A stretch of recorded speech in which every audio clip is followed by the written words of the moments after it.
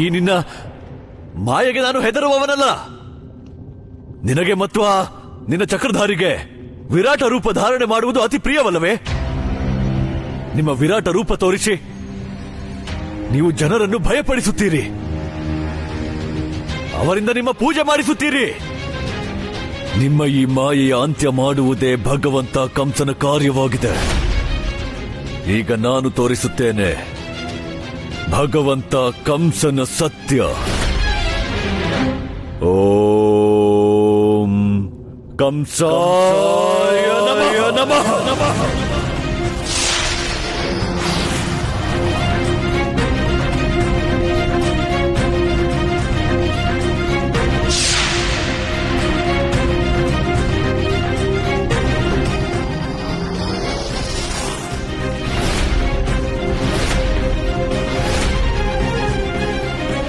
ಇಂದು ನಿನ್ನ ಯಾವ ಮಾಯೆಯೂ ನಡೆಯುವುದಿಲ್ಲ. ಈ ರಾಧೆ ರೂಪದಲ್ಲಿಯೇ ನಿನ್ನ ಕಂಸನಾಮ ಸತ್ಯವಾಗಲಿದೆ. ಕಂಸ, ನೀನು ನನ್ನ ಯಾವ ರೂಪದಲ್ಲಿ ಕರಿತಿದ್ಯೋ ನಾನು ಅದೇ ರೂಪದಲ್ಲಿ ನಿನ್ನ ಎದುರಿಗೆ ಬರ್ತೀನಿ. ಇವತ್ತು ನೀನು ನನ್ನ ಪಾತಾಳ ಲೋಕಕ್ಕೆ ಕರೆದಿದ್ಯಾ, ಹಾಗಾಗಿ ಇದೇ ಸರಿಯಾದದ್ದು. ನಾನು ನಿನ್ನ ಅಂತ್ಯ ಪಾತಾಳ ನಿವಾಸಿನಿ ರೂಪದಲ್ಲೇ ಮಾಡ್ತೀನಿ.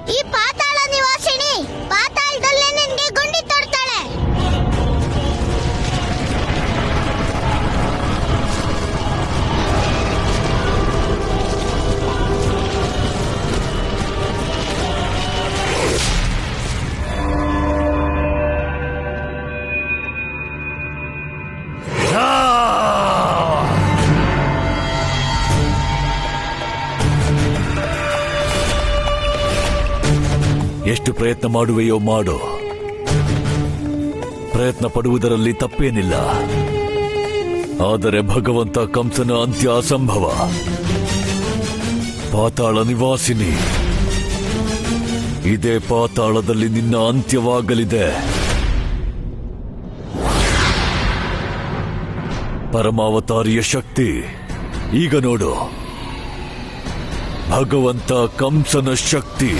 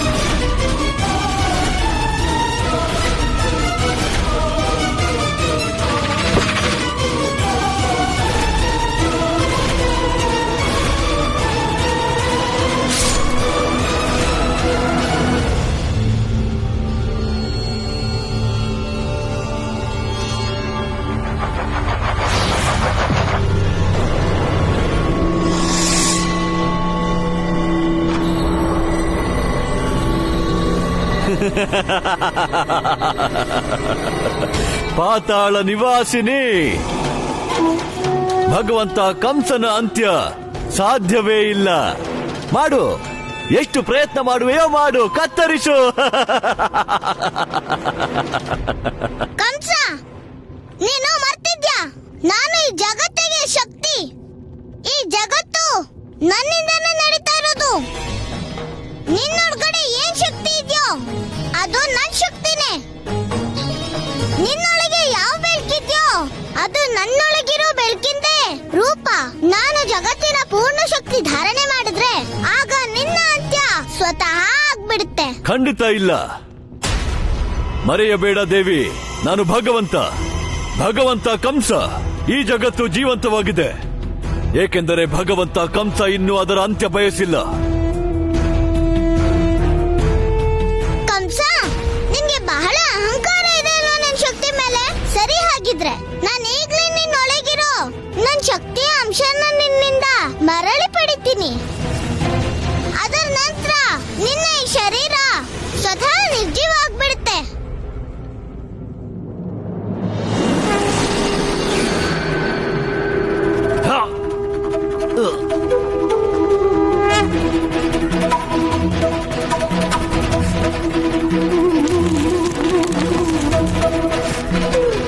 ಇದೇನಾಗುತ್ತಿದೆ? ನನ್ನ ಶಕ್ತಿಗಳು ನನ್ನ ಶರೀರದಿಂದ ಹೇಗೆ ದೂರವಾಗುತ್ತಿದೆ? ಹೀಗಾದರೆ ಖಂಡಿತವಾಗಿಯೂ ನನ್ನ ಅಂತ್ಯವಾಗುತ್ತದೆ. ಈ ಶಕ್ತಿಯನ್ನು ಎದುರಿಸಲು ನಾನಿನ್ನು ಸಿದ್ಧವಾಗಿಲ್ಲ. ದೇವಿ,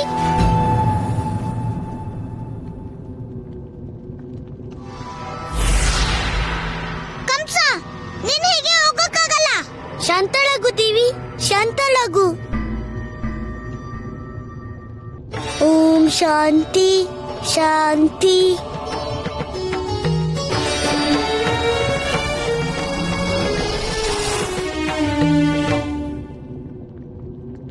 ನೀನಿದೇನ್ ಮಾಡ್ದೆ ಕೃಷ್ಣ? ಇವತ್ತು ಮೊದಲನೇ ಸರಿ ಕಂಸನ ಶಕ್ತಿ ಎದುರುಗಡೆ ಇದ್ದಿದ್ದು. ನಾನು ಅವನೆಲ್ಲ ಶಕ್ತಿಗಳನ್ನು ಮರಳಿ ಪಡೆಯೋದ್ರಲ್ಲಿದ್ದೆ. ರಾಧಿ, ಕಂಸನ ಅಂತ್ಯ ಈ ಪ್ರಕಾರವಾಗಿ ಸಾಧ್ಯ ಇಲ್ಲ. ಎಷ್ಟೋ ಜನ್ಮದ ಅಧರ್ಮ ಅವನ ಒಳಗಡೆ ಇದೆ. ಒಮ್ಮೆ ನೀನು ಅವನ ಶಕ್ತಿಯನ್ನು ಧಾರಣೆ ಮಾಡಿದ್ರಿ ಆಗ ಅವನು ನಿರ್ಜೀವ ಆಗಿರ್ತಾನೆ. ಆದ್ರೆ ಅವನ ಅಂತ್ಯ ಆಗೋದಿಲ್ಲ. ಅವನ ಅಂತ್ಯಕ್ಕೆ ಇನ್ನು ಪ್ರತೀಕ್ಷೆ ಮಾಡ್ಲೇಬೇಕು. ಕೃಷ್ಣ, ನಾನು ಯಾವ ಪ್ರತೀಕ್ಷೆನೂ ಮಾಡೋದಿಲ್ಲ. ಮತ್ತೆ ನೀನಿಲ್ಲಿ ಬರಬಾರ್ದಾಗಿತ್ತು. ಇವತ್ತು ನಾನು ಪಾಪಿಯ ಅಂತ್ಯ ಮಾಡ್ತಿದ್ದೆ. ರಾಧಿ, ಈ ಜಗತ್ತು ನಿನ್ನ ಪ್ರಕಾಶದಿಂದ ನಡೀತಿದೆ. ಹಾಗಾಗಿ ನೀನು ಕಂಸನ ನಾಶ ಮಾಡೋ ಅವಶ್ಯಕತೆ ಏನಿಲ್ಲ. ಅವನ ಅಂತ್ಯ ಸಮಯ ಬಂದಾಗ ಆಗ್ಬಿಡುತ್ತೆ. ನಾನು ಒಪ್ಕೊಳ್ಳೋದಿಲ್ಲ ಕೃಷ್ಣ. ಪಾಪಿಯ ಅಂತ್ಯ ಎಷ್ಟು ಬೇಗ ಆಗತ್ತೋ ಅಷ್ಟೇ ಒಳ್ಳೇದು.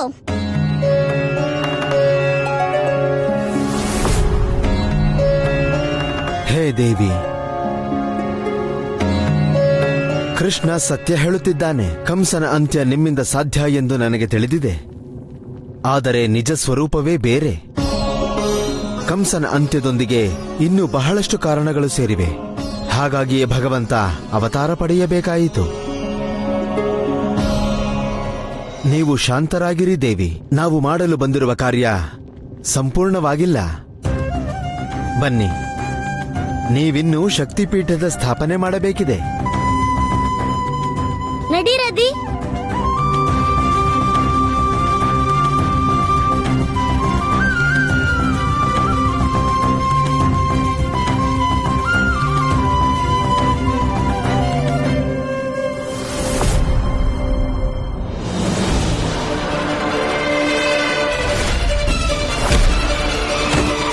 ನಿನ್ನಂತ ಪಾಪಿಯ ಕತೆ ಮುಗಿಸೋದಕ್ಕೆ ನನ್ನ ಕಾಲ್ಗಳೇ ಸಾಕು.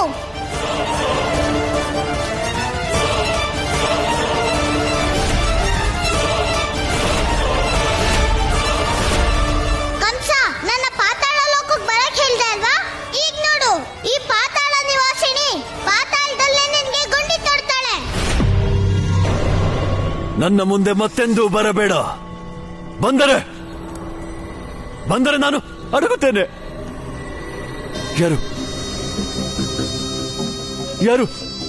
ಯಾರದು ನನ್ನ ಶಕ್ತಿಯನ್ನು ನನ್ನಿಂದ ಎಳೆಯುತ್ತಿರುವುದು? ಗೊತ್ತಿಲ್ವೇ? ಗೊತ್ತಿಲ್ವೇ ನಾನು ಭಗವಂತನೆಂದು? ಸರ್ವಶಕ್ತಿಶಾಲಿ ಭಗವಂತ ಕಂಸ, ಹೋಗು.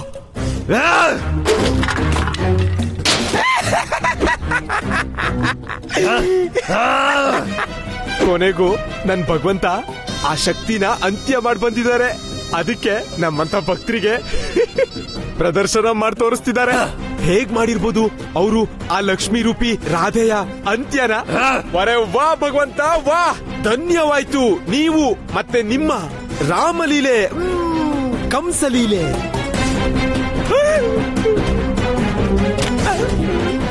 ನೀನು ಹೀಗೆ ನನ್ನ ನಾಶ ಮಾಡಲಾರೆ ಭಗವಂತ. ನೀನು ನನ್ನ ನಿರ್ಜೀವ ಮಾಡಲಾಗದು. ಬಿಡು ಬಿಡು. ಅಯ್ಯೋ ಭಗವಂತ, ಬಿಡ್ಬೇಕಾ? ನಾನ್ ನಿಮ್ಮನ್ನ ಹಿಡ್ಕೊಂಡ್ರೆ ತಾನೇ ಬಿಡೋಕ್ಕಾಗೋದು. ಬಿಡು ನನ್ನ, ಬಿಡು.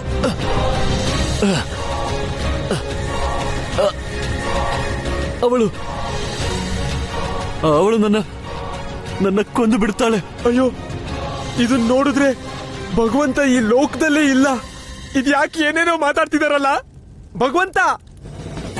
ಅಯ್ಯೋ ಭಗವಂತ, ಭಗವಂತ, ಭಗವಂತ, ಎಚ್ಚರ ಮಾಡ್ಕೊಳ್ಳಿ. ಎಂತ ಭಯ ಇದೆ ನಿಮ್ಗೆ? ಅದು ನೀವು ನಿಮ್ಮ ಅರಮನೆಯಲ್ಲಿರೋದು. ಭದ್ರಾಕ್ಷ ನಿಮ್ ಜೊತೆ ಇದ್ದಾನೆ ಭಗವಂತ. ಪಾತಾಳ ನಿವಾಸಿನಿ ಎಲ್ಲಿ ಹೋದಳು? ಕಂಸ ವಿನಾಶಿನಿಯೇ, ಕಂಸ ವಿನಾಶಿನಿಯೇ ಅವಳು. ಅಯ್ಯೋ, ಯಾರು ವಿನಾಶಿನಿ ಭಗವಂತ? ಭಗವಂತ, ನಿಮ್ಮ ಅಂತ್ಯನ ಯಾರು ಮಾಡಕ್ಕಾಗಲ್ಲ. ಮರ್ತ್ ಬಿಟ್ರ? ನಿಮ್ಮ ಆತ್ಮದ ಒಂದು ಅಂಶ ಕೃಷ್ಣನ್ ಒಳಗಡೆ ಇದೆ. ನೀವು ಅಜರಾಮರ ಅವಿನಾಶಿ. ನಿಮ್ಮನ್ ಕೊಲ್ಲೋ ಮೊದ್ಲು ಕೃಷ್ಣನ್ ಕೊಲ್ಬೇಕಾಗುತ್ತೆ. ಮರ್ತ್ ಬಿಟ್ರ ನೀವು? ಈ ಮಾತು ನನಗೆ ಸ್ಮರಣೆ ಏಕಿರಲಿಲ್ಲ.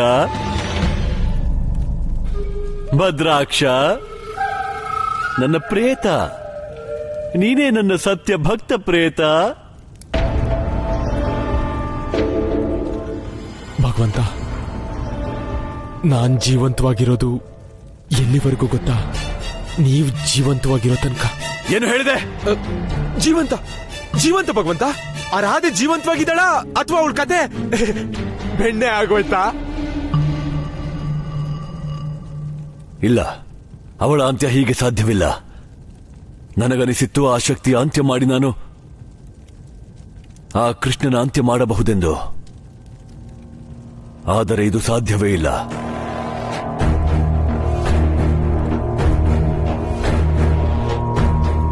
ಇನ್ನು ನಾನು ಆ ಪರಮಾವತಾರಿ ಶ್ರೀಕೃಷ್ಣನನ್ನೇ ಕೊಲ್ಲಬೇಕು.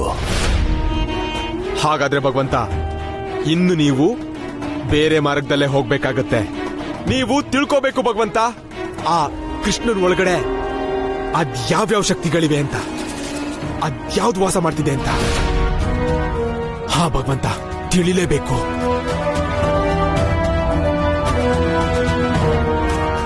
ಧ್ಯಾನ ಮಾಡುವ ಸಮಯ ಬಂದಿದೆ ಭದ್ರಾಕ್ಷ. ಏಕೆಂದರೆ ಆಗ ಮಾತ್ರ ನಾನು ಆ ವಂಚಕನ ಅಂತರಾತ್ಮ ಅರಿಯಬಹುದು. ಅವನ ಸತ್ಯ, ಅವನ ಅಂತ್ಯದ ಕಾರಣ ಅರಿಯಬಹುದು.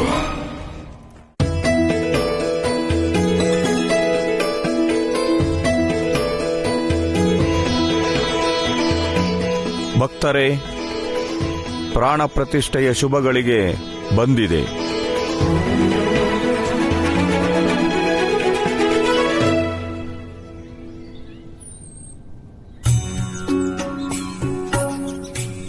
ತ್ರಿದೇವಿ ಯತ್ ಪ್ರತಿಷ್ಠಿತಂ ಇದಂ ಸರ್ವಂ ಪ್ರಾಣಸ್ಯ ವಸೇ ಮಾತಾ ಪುತ್ರಾನಿವ ರಕ್ಷಸ್ವ ನ ಶ್ರೀಂ ಪ್ರಜ್ಞಾಂ ವಿದೇಹಿ.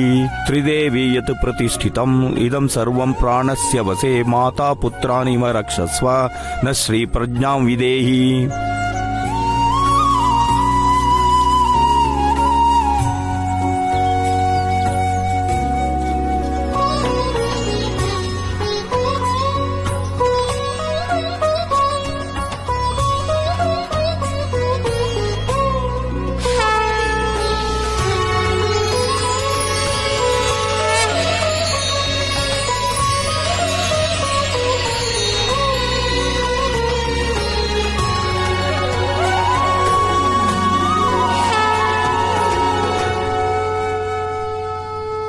ಇಂದು ಭೋಲೆನಾಥ ಮತ್ತು ಮಾತೆ ಪಾರ್ವತಿಯ ಕೃಪೆಯಿಂದ 51ನೇ ಶಕ್ತಿಪೀಠದ ಸ್ಥಾಪನೆಯಾಗಿದೆ. ಈ ಶಕ್ತಿಪೀಠ ಕಾತ್ಯಾಯಿನಿ ಎಂಬ ಹೆಸರಿನಿಂದ ಪ್ರಸಿದ್ಧವಾಗಲಿದೆ. ಹೇಳಿ ಮಾತೆ ಶಕ್ತಿಗೆ, ಹೇಳಿ ಮಾತೆ ಶಕ್ತಿಗೆ ಜೈ.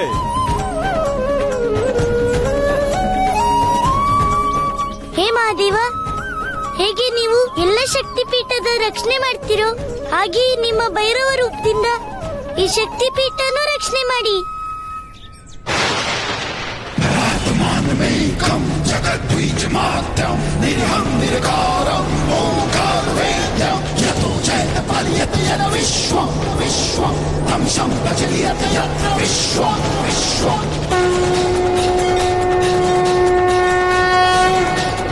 ನಾನು ಭೈರವ ಶಕ್ತಿಪೀಠದ ರಕ್ಷಕ. ನಾನು ಭೂತೇಶ ಭೈರವ ಶಕ್ತಿಪೀಠದ ರಕ್ಷಣೆ ಮಾಡುತ್ತೇನೆ. ಇಂದಿನಿಂದ ನಾನು ಇಲ್ಲಿ ವಾಸಿಸುತ್ತೇನೆ.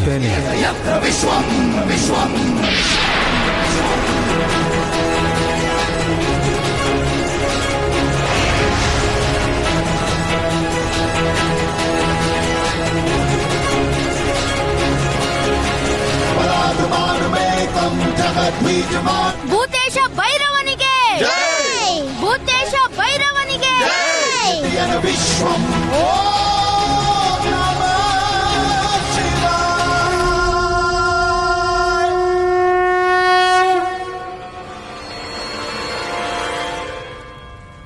ಚಕ್ರಧಾರಿ,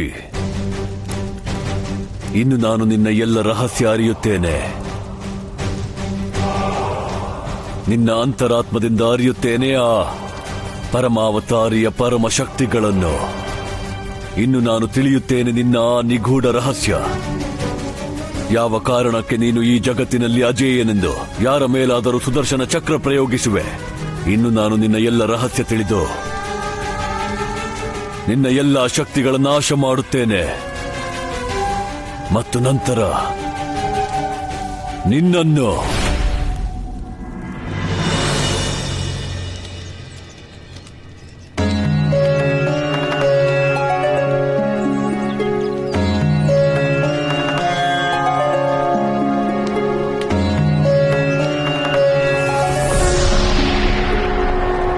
ಪರಮಾವತಾರಿ ಶ್ರೀಕೃಷ್ಣ,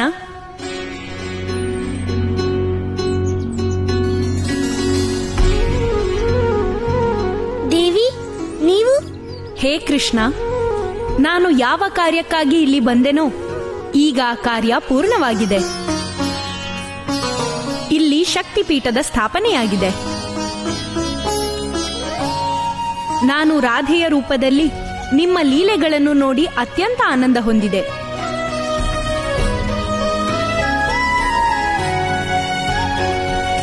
ಇನ್ನು ನನಗೆ ಆಜ್ಞೆ ನೀಡಿರಿ. ಇನ್ನು ರಾಧೆಯೇ ನಿಮ್ಮ ಜೊತೆ ಇರುತ್ತಾಳೆ. ಮತ್ತವಳಿಗೆ ಸತ್ಯದ ಭಾಸವಿರುವುದಿಲ್ಲ. ನೀವೇ ಪರಮಾವತಾರಿ ಶ್ರೀಕೃಷ್ಣನೆಂದು.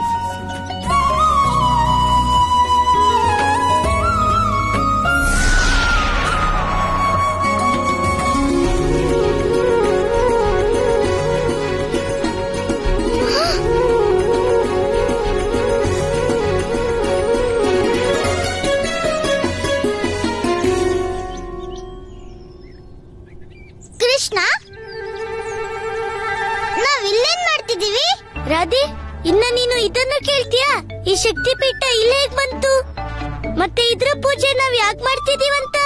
ಹಾಗಲ್ಲ, ಈ ಶಕ್ತಿಪೀಠ ಇಲ್ಲೇ ಬಂತು. ಕೃಷ್ಣ, ರಾಧೆ, ನೀನ್ ಇದೇನ್ ಪ್ರಶ್ನೆ ಅಂತ ಕೇಳ್ತಿದ್ಯಾ? ಹಾ ಅಣ್ಣ, ನೋಡು ಏನಾಗಿದೆ ಈ ರಾಧೆಗೆ. ಕೃಷ್ಣ, ನಾನ್ ನಿನ್ನ ಹತ್ರ ಆಮೇಲೆ ಮಾತಾಡ್ತೀನಿ. ಮೊದ್ಲು ಈ ಒಗ್ಗಟ್ಟಾದ್ರೂ ಬಿಡ್ಸು. ಕೃಷ್ಣ, ಈ ಅಣ್ಣ ಯಾವ ಒಗ್ಗಟ್ಟಿನ ಬಗ್ಗೆ ಮಾತಾಡ್ತಿದ್ದಾನೆ ನೋಡು. ನಾನ್ ಹೇಳ್ಬಿಡ್ತೀನಿ, ನಾನ್ ಮತ್ತೆ ಯಾವ ಸಮಸ್ಯೆಯಲ್ಲೂ ಸಿಕ್ಕಾಕೊಳ್ಳಲ್ಲ. ನನ್ಗೆ ನೀವಿಬ್ರು ಅರ್ಥನೇ ಆಗ್ತಿಲ್ಲ. ಯಾವಾಗ್ಲೂ ಇರೋದ್ ಜೊತೆಗೆ ಎಲ್ಲಾ ಕೆಲ್ಸನೂ ಒಟ್ಟಿಗೆ ಮಾಡ್ತೀರಾ. ಆದ್ರೆ ಏನ್ ಅವಳಿಗ್ ಗೊತ್ತೋ ಅದು ನಿನಗ್ ಗೊತ್ತಿಲ್ಲ, ಏನ್ ನಿನಗ್ ಗೊತ್ತೋ ಅದು ಅವಳಿಗ್ ಗೊತ್ತಿಲ್ಲ. ಮತ್ ನನಗ್ ಎಲ್ಲಾ ಗೊತ್ತಿದ್ರು ಏನೂ ಗೊತ್ತಿರಲ್ಲ. ಇನ್ನ ನಿಮ್ಮಿಬ್ರು ಜೊತೆ ಮಾತೇ ಆಡಲ್ಲ ಹೋಗಿ.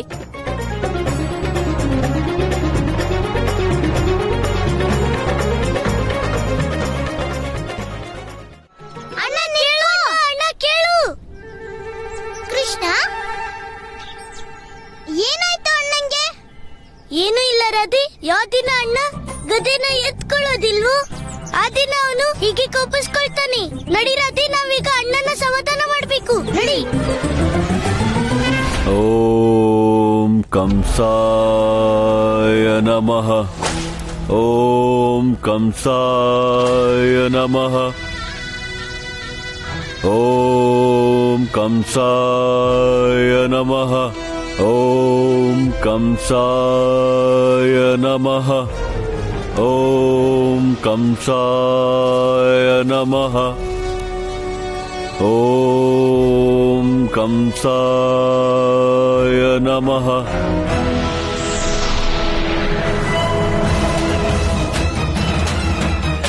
ಭಾಗ್ಯಕಿವನು ಭಾಗ್ಯವಿಧಾತನು ಇವ ವಿರಾಟನು ಇವ ಮಹಾನನು ಉದಯ ರವಿಯುನು ವರ್ಧಮಾನನು ಪರಮಯೋಧನು ಶಕ್ತಿವಂತನು ಧರಣಿ ಅಂಬರ ನಡುಗೆ ಥರ ಥರ ಸುರ ನರೇಂದ್ರರ ಹೃದಯಗಳು ಥರ ಹುಟ್ಟಿ ಮೊರೆಯುವ ಕಡಲಿನಬ್ಬರ ಗಟ್ಟಿ ಮೊರೆಯುವ ಕಡಲಿನಬ್ಬರ ಗಟ್ಟಿ ಮೊರೆಯುವ ಕಡಲಿನಬ್ಬರ. ನಿನ್ನ ಎಲ್ಲ ಗೂಢ ರಹಸ್ಯ ಇಲ್ಲಿಯೇ ಅಡಗಿದೆ. ನಿನ್ನ ಶಕ್ತಿಗಳು ಎಲ್ಲೆಲ್ಲಿ ಸುರಕ್ಷಿತವಾಗಿವೆ ಅದನ್ನು ಈಗ ನಾನು ತಿಳಿಯುತ್ತೇನೆ. ಈ ಭೂಮಿಯ ಕಣ ಕಣ ಜಲದಲ್ಲಿ ಮುಳುಗಲು ಮತ್ಸ್ಯ ರೂಪ ಹರಿದಾಡಿದನು. ಜಲ ಜನರ ರಕ್ಷಕ ಪರಮೇಶ್ವರ ಇವ ಜಗದ್ವ್ಯಾಪ್ತ ಸರ್ವೇಶ್ವರನು. ಮತ್ಸ್ಯ,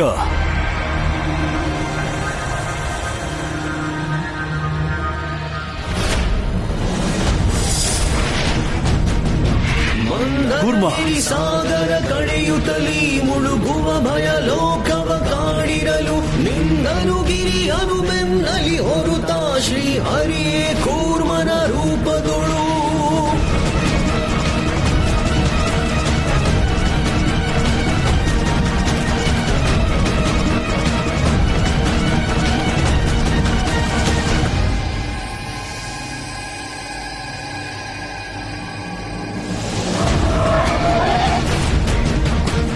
ಅಸುರರ ಬಾಧೆಗೆ ನಿಲ್ಲುವರಾಹ, ನಿಲ್ಲು. ಎತ್ತಿ ಜಗ ಪಾಲಿಸಲು ಹಿರಣ್ಯಾಕ್ಷಾದಿಗನು ಜರ ಮರ್ದಿಸೆ ಬಂದನು ವರಾಹ ರೂಪದೊಳು.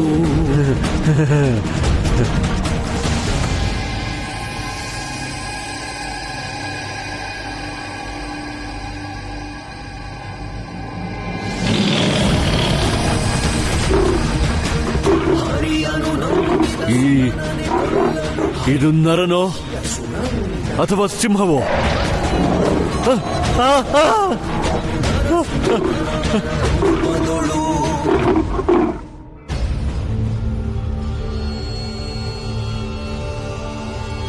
ಏನಾದರೂ ಇರಲಿ, ಭಗವಂತ ಕಂಸನನ್ನು ಕಂಡು ಭಯಭೀತರಾದರು. ಇನ್ಯಾರಾದರೂ ಇದ್ದೀರಾ? ದಾನವನಲಿ ದಾನವ ಪಡೆಯುತ್ತಲೀ ಬಾನಿಗೂ ಭೂಮಿಗೂ ಪದ ಬೆಳೆಸುತ್ತಲೀ ತುಳಿದುದ್ಧರಿಸಿದ ಬಲಿಯನು ಮುದದಿ ವರ ವಾಮನ ರೂಪವ ತಳೆಯುತ್ತಲೀ.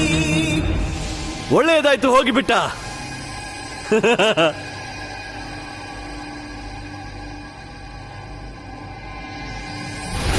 ಧರಣಿಯ ಜನರಿಗೆ ನೃಪ ಸಂತತಿಯು ಪರಿಭವನೆಗಳನ್ನೇ ನೀಡಿರಲು ಮೆರೆದೊಗ್ರ ರೂಪದಲ್ಲಿ ಕೊಡಲಿ ಪಿಡಿದು ಹರಿಸುಧರನಾದಿಸಲು.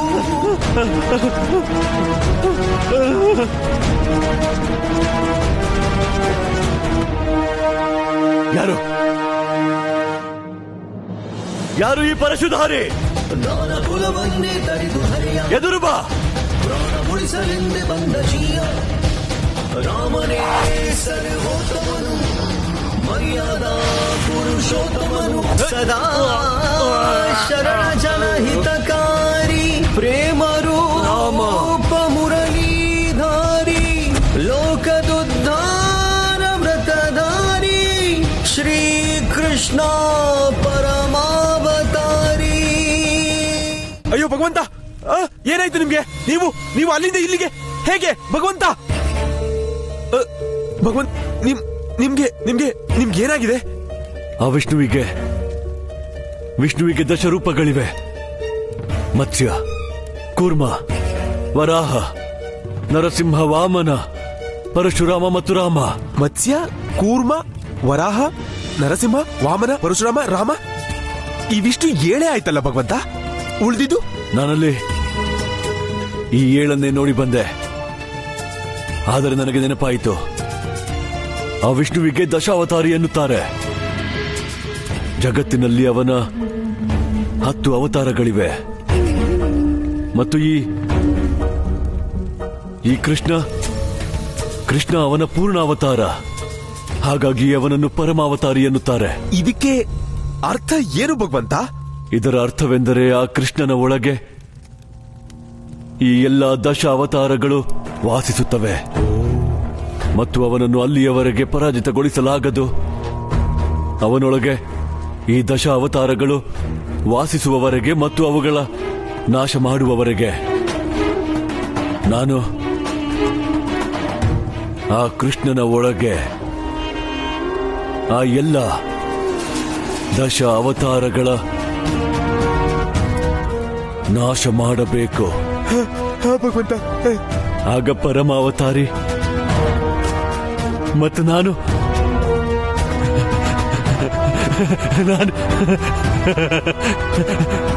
ಅಲ್ಲವೇ ಚಕ್ರಧಾರಿ, ನಾಶ ಮಾಡುತ್ತೇನೆ ನಿನ್ನ ನಾಶ ಮಾಡುವೆ. ಹುಯ್ಯೋ ಹುಯ್ಯೋ ಮಳೆರಾಯ, ನೀ ಬೇಗನೆ ಬಾರೋ ಮಳೆರಾಯ. ಹೂವಿನ ತೋಟಕ್ಕೆ ನೀರಿಲ್ಲ, ಇಲ್ಲಿ ಬಾಳೆಯ ತೋಟಕ್ಕೆ ನೀರಿಲ್ಲ. ಬಾರೋ ಬಾ ಮಳೆರಾಯ. ಸುರಿದು ಸುರಿದು ನೀರೆರೆದು ಈ ಭೂಮಿ ತಣಿಸು. ಹುಯ್ಯೋ ಹುಯ್ಯೋ ಮಳೆರಾಯ, ಬಾಬಾ ನೀ ಮಳೆರಾಯ. ಬಲರಾಮ, ಮನ್ಸಿಟ್ಟು ಮಳೆ ಕರಿ. ನೀನು ಗದೆನ ತಿರುಗಿಸ್ತೀಯಲ್ಲ ಹಾಗೆ. ನಿನಗ್ ಗೊತ್ತಾ, ಅರ್ಧ ಮನ್ಸಿಂದ ಮಾಡೋ ಕಾರ್ಯ ಯಾವತ್ತೂ ಪೂರ್ಣ ಆಗೋದಿಲ್ಲ. ಮನ್ಸಿಟ್ಟೆ ಕರಿತಿದ್ದೀನಿ ಚಿಕ್ಕಪ್ಪ, ಆದ್ರೆ ಈ ಮೋಡ ನೋಡಿ ಹಟ್ಮಾರಿ ಅಶ್ವದ್ ಹಾಗೆ ಹಠ ಮಾಡ್ತಿದೆ, ಸುರಿತಾನೇ ಇಲ್ಲ. ಹೌದು ಬಲರಾಮ, ನಿನ್ ಮಾತು ಸತ್ಯ ನೋಡು. ಆ ಮೋಡ್ಗಳು ಸ್ವಲ್ಪನೂ ಅಲ್ಲಾಡ್ತಾನೆ ಇಲ್ಲ ಅಲ್ಲಿ.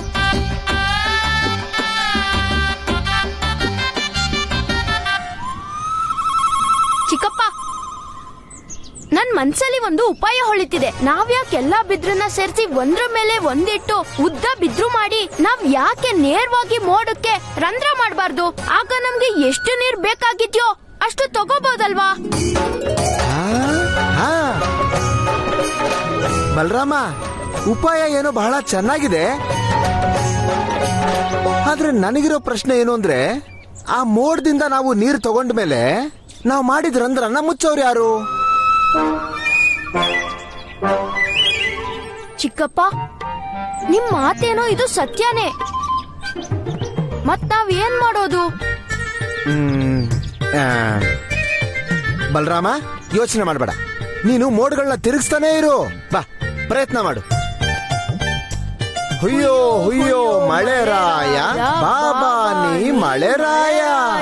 ಅಣ್ಣ, ದಮ್ಮ ಚಿಕ್ಕಪ್ಪ, ನೀವಿಬ್ರು ಇದೇನ್ ಮಾಡ್ತಿದ್ದೀರಾ? ಕೃಷ್ಣ, ಕೇಳ್ತಿರ್ಬೇಡ. ನೀನ್ ಎದ್ರಿಗೆ ಬಿದ್ರಿದೆ, ನೀನ್ ಎತ್ಕೊಂಡು ಶುರು ಮಾಡು. ಆದ್ರೆ ಅಣ್ಣ, ಈ ರೀತಿ ಬಿದಿರು ತಿರುಗಿಸೋ ಪ್ರಯೋಜನ ಆದ್ರೆ ಏನು? ಕೃಷ್ಣ, ವರ್ಷ ಋತು ಮುಗಿತಿದ್ರು ಮಳೆನೇ ಆಗ್ತಾ ಇಲ್ಲ. ನಾವು ಬಿದಿರು ತಿರುಗಿಸ್ತಾ ಇರೋದು ಇಲ್ಲಿ ಮಳೆ ಬರೋದಕ್ಕೆ. ಚಿಕ್ಕಪ್ಪ, ಹೀಗೆ ತಿರುಗಿಸಿ ಇಟ್ರೆ ಏನ್ ಮಳೆ ಬರುತ್ತಾ? ಅದಂತೂ ಗೊತ್ತಿಲ್ಲ ಕೃಷ್ಣ. ಆದ್ರೆ ಒಂದು ಮಾತಿದ್ಯಲ್ಲ, ಈ ತರ ನಾವು ಬಿದಿರನ್ನ ತಿರುಗಿಸ್ತಾ ಇದ್ರೆ, ಮಳೆ ಹಾಡನ್ನ ಹಾಡ್ತಾ ಇದ್ರೆ ಮೋಡ ತೇಲ್ಕೊಂಡು ಬರುತ್ತೆ, ಆಮೇಲೆ ಮಳೆನೂ ಬರುತ್ತೆ. ಏನ್ ದಮ್ಮ ಚಿಕ್ಕಪ್ಪ, ನೀವ್ ಇದೇನ್ ಮಾತಾಡ್ತಿದ್ದೀರಾ? ಹೀಗೆ ತಿರುಗಿಸೋದ್ರಿಂದ ಹೇಗೆ ಮೋಡ ಬಂದ್ಬಿಡುತ್ತೆ? ನೋಡು ಕೃಷ್ಣ, ನೀನ್ ನಮ್ಗೆ ಸಹಾಯ ಮಾಡೋದಾದ್ರೆ ಬಿದ್ರು ತಗೋ, ಮತ್ತೆ ಹೇಗ್ ದಾಮು ಚಿಕ್ಕಪ್ಪ ಹೇಳ್ತಾರೋ ಹಾಗ್ ಮಾಡು.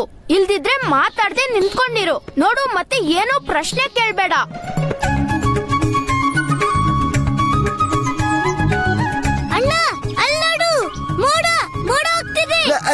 ಬನ್ನಿ ಬನ್ನಿ ಬನ್ನಿ ಬನ್ನಿ ಬನ್ನಿ ಬನ್ನಿ. ಅಯ್ಯೋ ಅಣ್ಣ, ಅಲ್ಲಿ ನೋಡು. ಅಣ್ಣ, ನಿನ್ನಿಂದ ಅಲ್ಲಿ ನೋಡು. ಕೃಷ್ಣ, ಎಲ್ಲಿದೆ ಮೋಡ? ಅಣ್ಣ, ಅದು ಪಾರಿವಾಳ ಹಿಂದೆ. ನನ್ಗನ್ಸ್ತು ಮೋಡ ಅಂತ. ಪಾರಿವಾಳದ ಗುಂಪ? ಕೃಷ್ಣ, ನೀನ್ ಅಲ್ಲೇ ಇರು, ಈಗ್ಲೇ ಮಾಡ್ಬೇಡ. ಬೇಡ ಅಣ್ಣ. ಅಣ್ಣ, ನನ್ ಹಿಂದೆ ಬಂದ್ರೆ ಏನೂ ಆಗೋದಿಲ್ಲ. ಆ ಮೋಡದಿಂದ ಓಡ್ಬೇಕು. ಬಿದಿರು ತಿರ್ಗಿಸ್ತಾ ಇರು ಅಣ್ಣ, ತಿರ್ಗಿಸ್ತಾ ಇರು, ಸುತ್ತು ಸುತ್ತು. ಚಿಕ್ಕಪ್ಪ, ನೀವು ಸತ್ಯನೇ ಹೇಳ್ತಿದ್ದೀರಲ್ವಾ? ಹೀಗೆ ಬಿದ್ರು ಸುತ್ತೋದ್ರಿಂದ ಮಳೆ ಬರುತ್ತಲ್ವಾ? ಬಲರಾಮ, ಇದು ನನಗೂ ಗೊತ್ತಿಲ್ಲ. ಅದ್ರಲ್ಲಿ ಊರಲ್ಲಿ ಜನರು ಹೇಳೋದನ್ನ ಕೇಳಿದೀನಿ. ಹೀಗೆ ಬಿದಿರು ತಿರುಗಿಸ್ತಾ ತಿರುಗಿಸ್ತಾ ಮಳೆ ಹಾಡು ಹಾಡಿದ್ರೆ ಮಳೆ ಬರುತ್ತೆ. ನಾನು ಊರಿನ ಜನ ಹೇಳೋದನ್ನ ಕೇಳಿದೀನಿ. ಆದ್ರೆ ನಾನು ಮಾಡ್ತಾ ಇರೋದು ಮೊದಲನೇ ಸಲ ಅಷ್ಟೇ. ಬಾ, ಪ್ರಯತ್ನ ಮಾಡು. ಹುಯ್ಯೋ ಹುಯ್ಯೋ ಮಳೆರಾಯ, ನೀ ಬೇಗನೆ ಬಾರೋ ಮಳೆರಾಯ.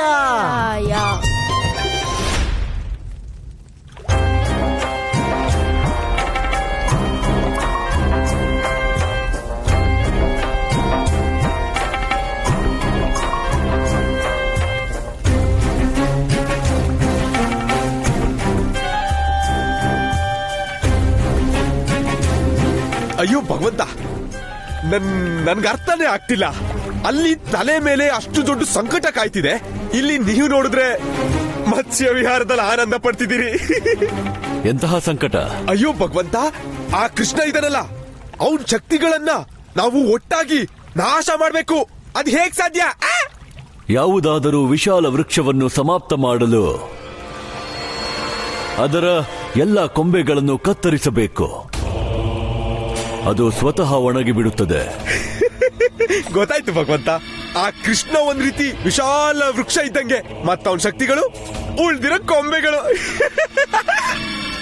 ಹೌದು ಭದ್ರಾಕ್ಷ, ಈ ಸಂಕಟವನ್ನು ದೂರ ಮಾಡಲು ಆ ಅವತಾರಿ ವಿಷ್ಣುವಿನ ಒಂದೊಂದು ಅವತಾರಗಳ ನಾಶವಾಗಬೇಕು. ನಮ್ಮಿಂದ ಇದೇ ತಪ್ಪಾಯಿತು. ನಾವು ಮೊದಲು ಆ ವೃಕ್ಷ ನಾಶ ಮಾಡ ಹೊರಟೆವು. ಆದರೆ ಈಗ ನಾವು ಅವನ ಪ್ರತಿಯೊಂದು ಅಂಶ ನಾಶ ಮಾಡಿದರೆ ಪರಮಾವತಾರಿ ಶ್ರೀಕೃಷ್ಣ ತನ್ನಷ್ಟಕ್ಕೆ ತಾನು ನಾಶವಾಗುತ್ತಾನೆ. ಗೊತ್ತಾಯ್ತು ಭಗವಂತ. ಆದ್ರೆ ಭಗವಂತ, ಒಂದು ವಿಷಯ ಇದೆ. ಆ ವಿಷ್ಣು ಮತ್ತವನು ಉಳಿದ ದಶರೂಪ ಇರೋದೆಲ್ಲಿ? ಅವನ್ನ ನಾವು ಹುಡ್ಕೋದೆಲ್ಲಿ? ಹೀಗೆ ಕತ್ಲಲ್ಲೇ ಬಾಣ ಬಿಡ್ತಾ ಇರ್ತೀರಾ?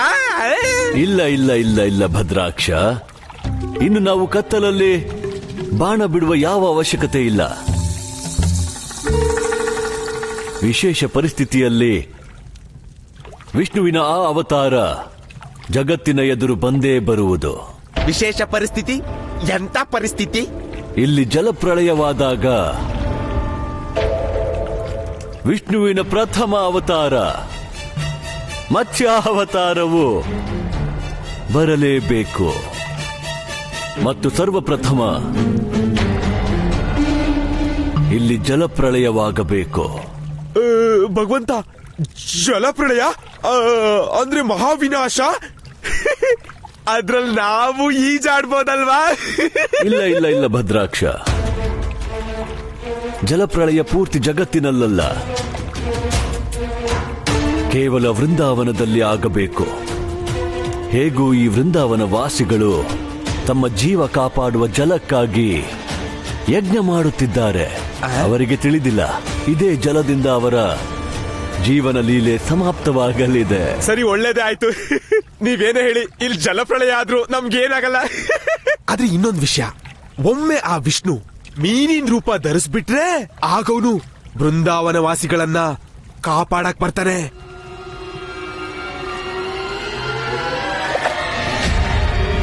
ಆಗ ಆ ಚಕ್ರಧಾರಿ ತನ್ನ ಆ ವೃಂದಾವನ ವಾಸಿಗಳನ್ನು ರಕ್ಷಿಸಲಿ ಅಥವಾ ರಕ್ಷಿಸದಿರಲಿ,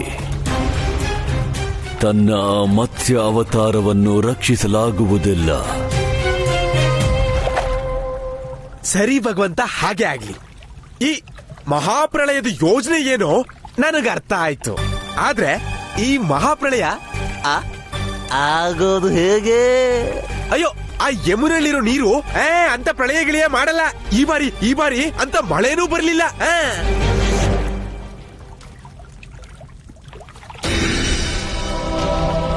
ಜಲಪ್ರಳಯ ಹಾಗೆಯೇ ಆಗುವುದು. ಅಂದು ಸೃಷ್ಟಿ ನಿರ್ಮಾಣದ ಸಮಯದಲ್ಲಾದಂತೆ ಅದನ್ನು ಅವನೇ ತರುತ್ತಾನೆ. ಪ್ರಳಯವನ್ನು ಮನ್ವಂತರದ ಪೂರ್ವ ತಂದವನು.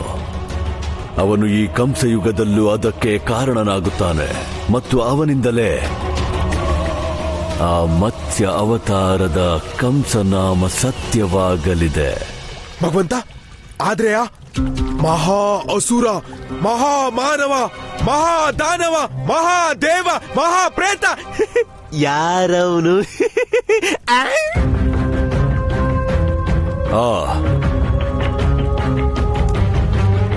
ಪರಮಾವತಾರಿ ವಿಷ್ಣುವಿನ ಪರಮ ಶತ್ರು ಕಾಲಕೇಯ. ಕಾಲಕೇಯ? ಹೌದು, ಕಾಲಕೇಯ. ಅವನಿಂದ ಆ ವಿಷ್ಣು ಮೊದಲು ಪಾರಾಗಿ ಬಿಟ್ಟ.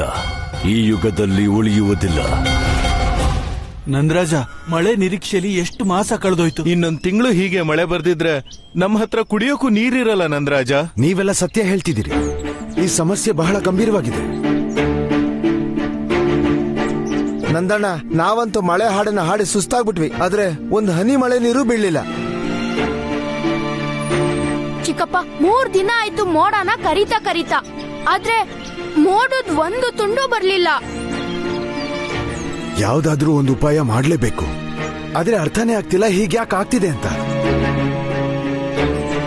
ಅಕಸ್ಮಾತ್ ಜಲದೇವತೆ ವರುಣದೇವ ನಮ್ಮ ಮೇಲೆ ಕೋಪಿಸ್ಕೊಂಡಿದ್ರೆ?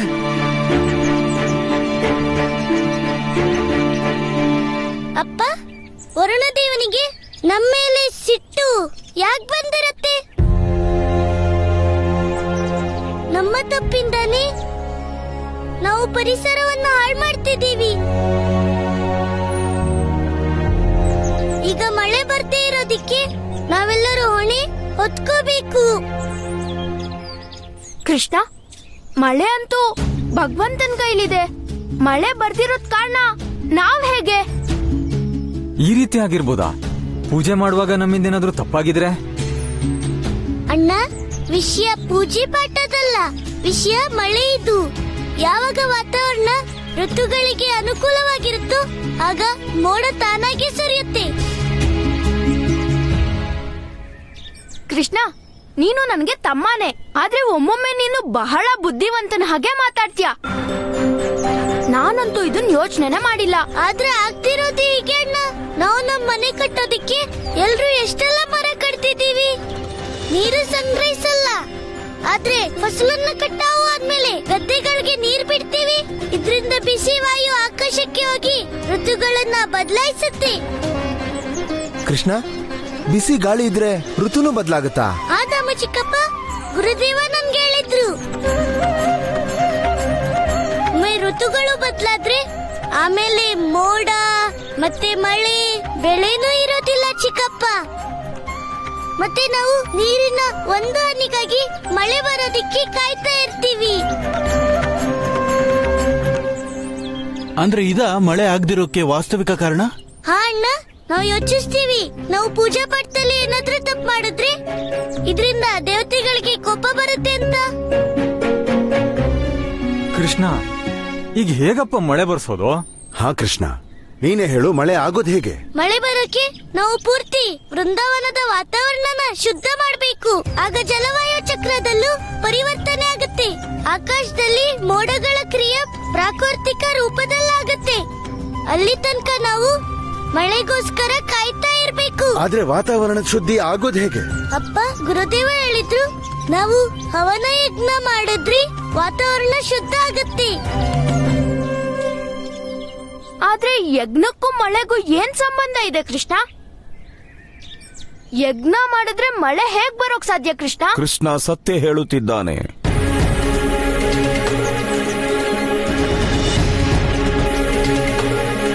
ಪ್ರಣಾಮ ಗುರುದೇವ.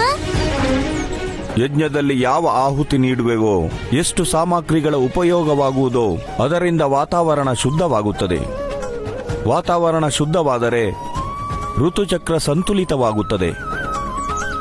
ಋತುಚಕ್ರ ಸಂತುಲಿತವಾದರೆ ವರ್ಷಾಚಕ್ರವೂ ಸ್ವತಃ ನಿಯಮಿತವಾಗುತ್ತದೆ. ಗುರುದೇವ, ನೀವ್ ಹೇಗ್ ಹೇಳ್ತಿರೋ ಹಾಗೆ ನಾವು ಮಾಡ್ತೀವಿ. ವೃಂದಾವನವಾಸಿಗಳೇ, ಒಮ್ಮೆ ಮನುಷ್ಯ ವಾತಾವರಣವನ್ನು ಚೆನ್ನಾಗಿಟ್ಟರೆ, ಮಾಲಿನ್ಯ ಮಾಡದಿದ್ದರೆ, ಆಗ ಜಲವಾಯು ಪರಿವರ್ತನೆಯ ಸಮಸ್ಯೆ ತನ್ನಷ್ಟಕ್ಕೆ ಸಮಾಪ್ತವಾಗುತ್ತದೆ ಮತ್ತು ಈ ಭೂಮಿಯಲ್ಲಿ ಅನೇಕ ಜೀವಿಗಳ ಜೀವನವು ಸುರಕ್ಷಿತವಾಗಿರುತ್ತದೆ. ಅವರಲ್ಲೇ ಒಬ್ಬರು ನಾವು ಮನುಷ್ಯರೂ ಹೌದು. ಗುರುದೇವ, ಒಮ್ಮೆ ಯಜ್ಞ ಮಾಡೋದ್ರಿಂದ ಈ ಸಮಸ್ಯೆ ಪರಿಹಾರ ಆಗೋದಾದ್ರೆ ಮತ್ತೆ ಶುಭ ಕಾರ್ಯಕ್ಕೆ ತಡ ಯಾಕೆ? ನಂದ, ವರ್ಷಕ್ಕಾಗಿ ನಾವು ಮಹಾಯಜ್ಞ ಮಾಡಬೇಕು. ನಾಳೆ ಮುಂಜಾನೆಯೇ ಮಹಾಯಜ್ಞದ ಶುಭಾರಂಭ ಮಾಡೋಣ. ನಿಮ್ಮ ಆಜ್ಞೆ ಗುರುದೇವ.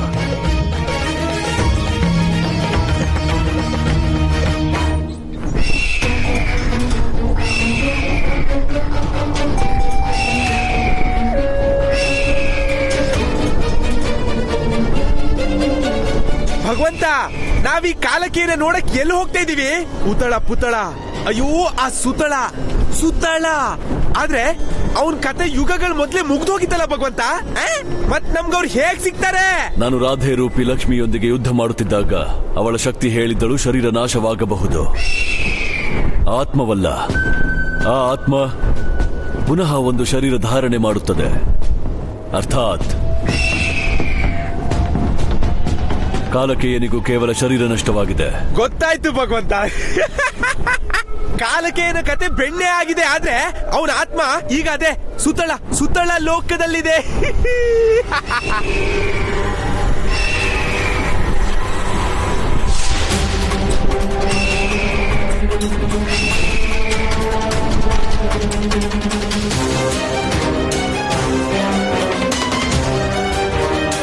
ಕಾಲಕೇಯ ಕಾಲಕೇಯ ಕಾಲಕೇಯ